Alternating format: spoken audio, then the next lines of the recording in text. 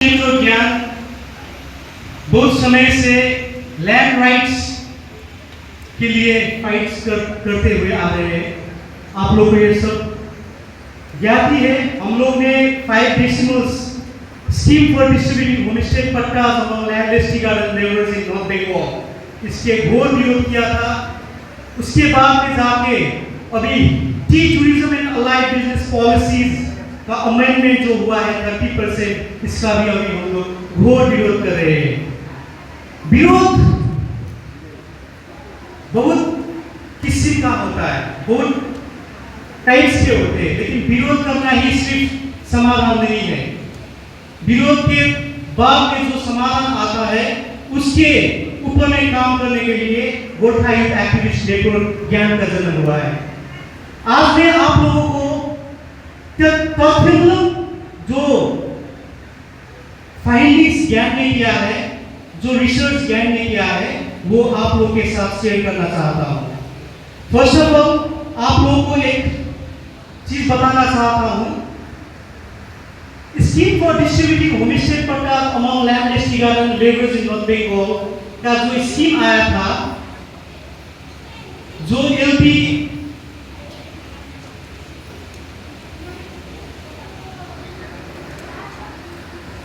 3076 dated 1/8/2023 को आया हुआ ये जो स्कीम था, ये स्कीम के अंतर्गत में जो लैंड श्रमिकों को मिलता है या जो लैंड टी गार्डन में रेसिडेंट्स को मिलता है, ये 5 डेसिमल्स है। इसका 2 टाइप्स का नोटिफिकेशन नॉर्थ बंगाल में आया। एक नोटिफिकेशन जो 3076 बोल के आया, ये टोटल नॉर्थ बंगाल में लागू हुआ है, जिसमें 5 डेसिमल्स करके लैंड सर्वे होगा और 5 डेसिमल्स लैंड मिलेगा बोल के। और विरोध होने के बाद में जो दार्जिलिंग एक ऑटोनॉमी है, दार्जिलिंग में एक दूसरा नोटिफिकेशन आया। उस नोटिफिकेशन के आधार पे scheme for distributing homestay pattas का जो स्कीम है उसमें एज इज वेरियस बेसिस पे सर्वे होगा बोल के बोला गया।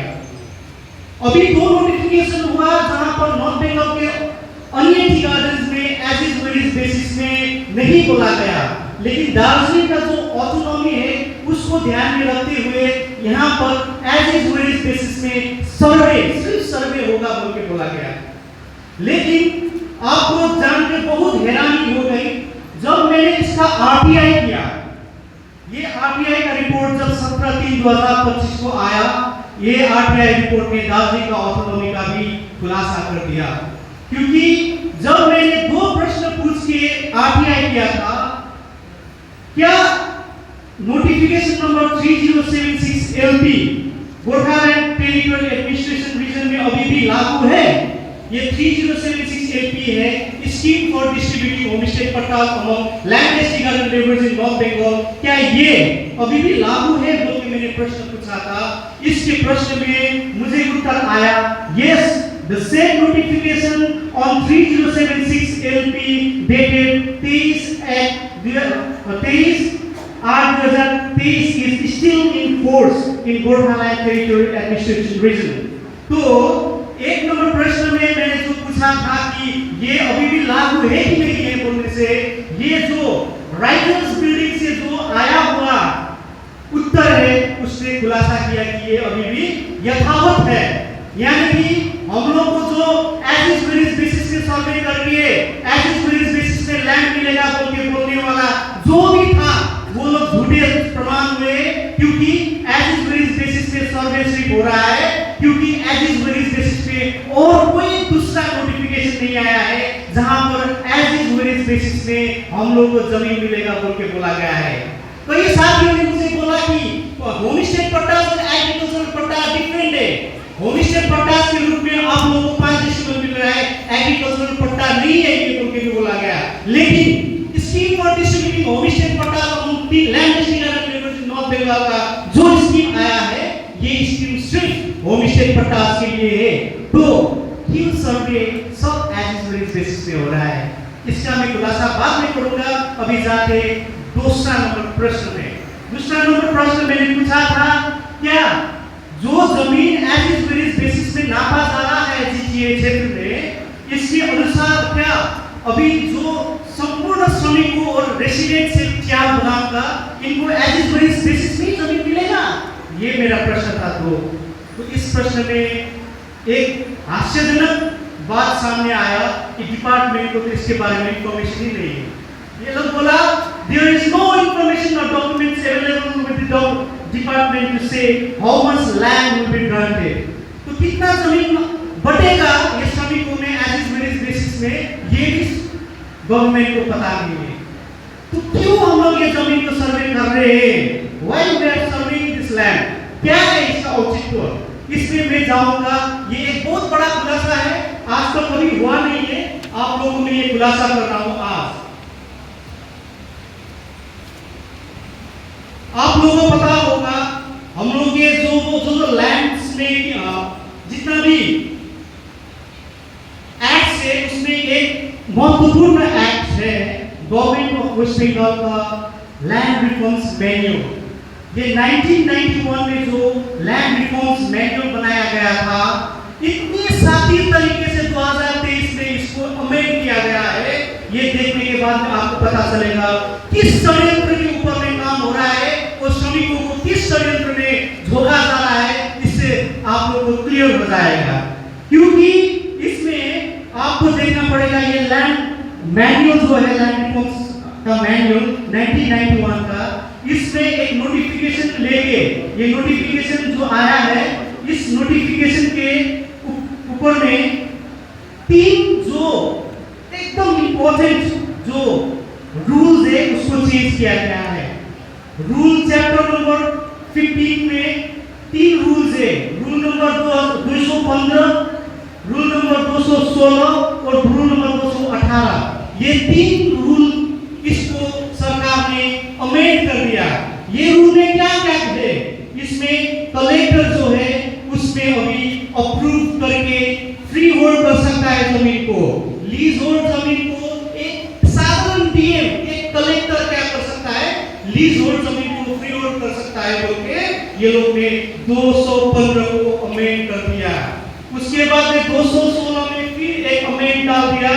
उस अमेंड में लॉन्ग टर्म जो लीजेस है इसको भी एक डीएम जो है वो क्या कर सकता है?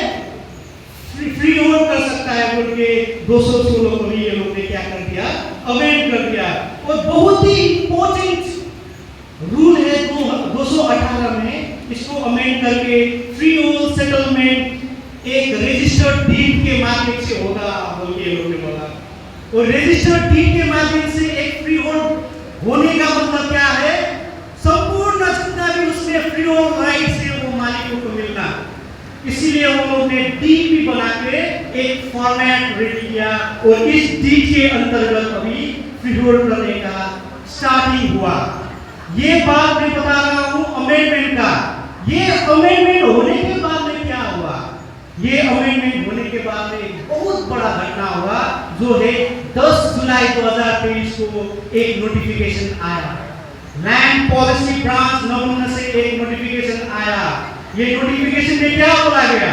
अभी यहाँ पर 215, 216 और 218 रूल को स्पष्ट रूप से दिखाया गया है।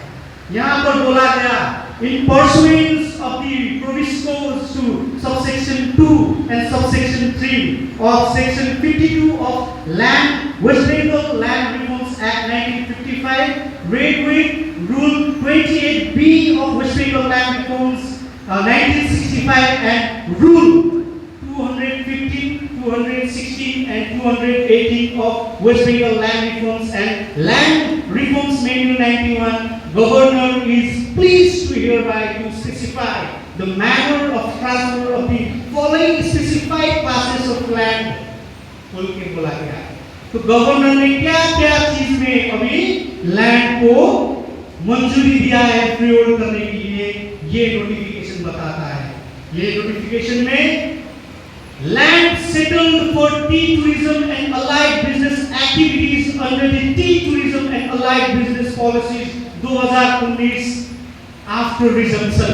अभी आफ्टर रिजम्पशन में आ गया। पहले आपको मैंने बोला एज इज पर बेसिस पे सर्वे होगा।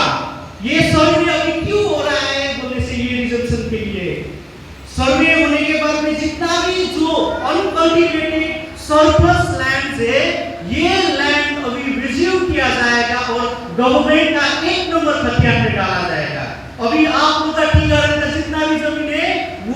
जमीन क्या है? ये 2 नंबर खतियान पे है। 2 नंबर खतियान टी गार्डन खतियान होता है और 1 नंबर खतियान जो है वो गवर्नमेंट का खतियान है। रिजम्पशन होने के बाद में संपूर्ण जमीन जितना भी आप लोग से रिज्यूम किया गया है, आप लोग का जितना भी जमीन ये सरकारी खाता 1 नंबर खतियान में चला जाएगा और जब ये 1 नंबर खतियान में जाएगा तब ये नोटिफिकेशन इनफोर्स में आएगा। ये नोटिफिकेशन का 2 नंबर पॉइंट यही बताता है।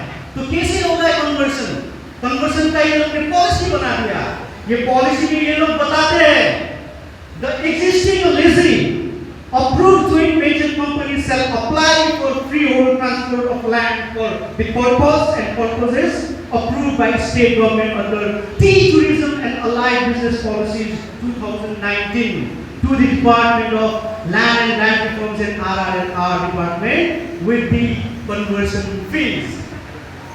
हम लोग का जो रिज्यूम किया गया जमीन जो है, जहां पर यदि कोई उद्योगपति अभी क्या करना चाहता है, कोई भी tea tourism and allied business policy में बिजनेस करना चाहता है, उसके माध्यम से वो लोग क्या कर सकता है, 110%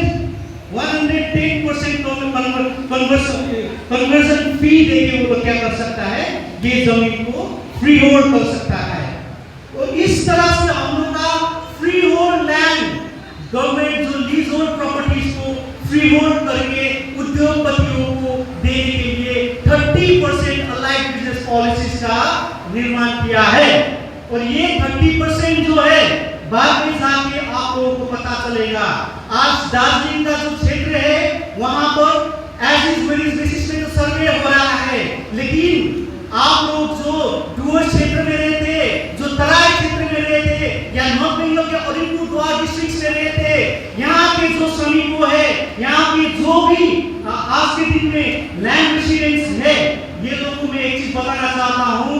चंद्रिमा भट्टाचार्य ने अपने बजट सेशंस में कहा है, as fulfillment of our commitment made in the last budget policy has been formulated for the providing land rights to the tea garden workers. They did 2,500 acres of utilized land homestead pattas has been granted to 5 decimals around 23,000 tea garden workers. 5 decimal करके 23,000 श्रमिकों को doors और आपका Alipurduar district वगैरह में क्या दिया गया है, 5 डेसिमल करके 23,000 टी गार्डन वर्कर्स को जमीन ऑलरेडी डिस्ट्रीब्यूट कर दिया है। यदि 5 डेसिमल इनटू 23,000 करते हैं तो 1,15,000 जमीन जो है वो क्या किया गया है, अलॉट किया गया है। उसमें 1150 एकड़ जमीन जो है अभी तक बांटा गया है। जमीन कितना रिज्यूम किया गया था, 2500 एकड़ जमीन रिज्यूम किया गया था। 2500 एकड़ जमीन को अगर हम माइनस करते हैं 1150 से तो 1350 एकड़ जमीन खाली रहता है, जो अभी खतियान नंबर 1 में ऑलरेडी चला गया है। और ये जमीन जो 1350 एकड़ जमीन खतियान नंबर 1 में चला गया है, यही जमीन बोलते हैं रिज्यूमशन। और ये अगर रिज्यूम होके गवर्नमेंट का 1 नंबर खाता में चला गया है तो यही जमीन से आपका कल के दिन में जितना भी उद्योगपति है, इन लोगों को जो अलाइड बिजनेस पॉलिसीज में जमीन बांटा जाएगा, वो बांटने के लिए उन्होंने जो एक नोटिफिकेशन 10 जुलाई 2023 को बनाया, इसके अंतर्गत से फ्री होल्ड किया जाएगा। बताने के लिए बहुत सारी चीजें था, लेकिन आज समय के जो मुझे पाबंदी है, इसलिए आप लोगों को समस्त चीज बता नहीं पाया। कोई दिन अगर मिलेगा तो आप लोगों को मैं और डिटेल में ये संपूर्ण जो कंस्पिरेसी गवर्नमेंट ने आज हम लोग के ऊपर ने किया है, ये जो घातक है। एक मैं श्रमिक का बेटा हूँ, मेरा माँ भी एक श्रमिक थी, आज मेरा माँ श्रमिक है, मेरा पिताजी ने भी चाय बगान में काम किया है, आज मैं एक वकील हूँ।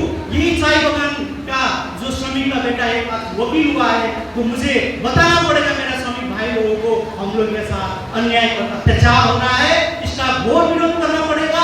30% जमीन हम लोग के लिए माननीय नहीं है, हम लोग मानते नहीं है। 5 डेसिमल जमीन हम लोग का राइट नहीं है, हम लोग का राइट जो है एज इज वेज बेसिस में है। और यदि एज इज वेज बेसिस में हम लोग का राइट मिलता है तभी हम लोग को सुनिश्चित होता है। विधान चंद्र रोय से लेके आज तक भी श्रमिक क्या कर रहे हैं, फाइटिंग करते जा रहे हैं। क्या के लिए? हम अपने लैंड राइट्स के लिए यदि लैंड राइट्स हम लोग को मिलता है तो इज्जत से देना पड़ेगा गवर्नमेंट को। इसे लैंड राइट जो लैंड राइट्स में बोला गया वो स्कीम फॉर डिस्ट्रीब्यूटिंग पट्टा एवं लैंडलेस टी गार्डन बोल के, लैंडलेस हम लोग नहीं है। यदि हम लोग को पट्टा चाहिए देना है तो एकदम इज्जत से हम लोग को एज इज बेसिस पे देना पड़ेगा। और यदि कोई भी अलाइड बिजनेस पॉलिसीज बनता है 30% जो ऑलरेडी खारिज है उसके साथ में अलाइड बिजनेसेस को भी खारिज करना पड़ेगा। जो अलाइड है टी गार्डन के साथ उसी को ही इसमें रखना पड़ेगा। थैंक यू सो मच आज के लिए।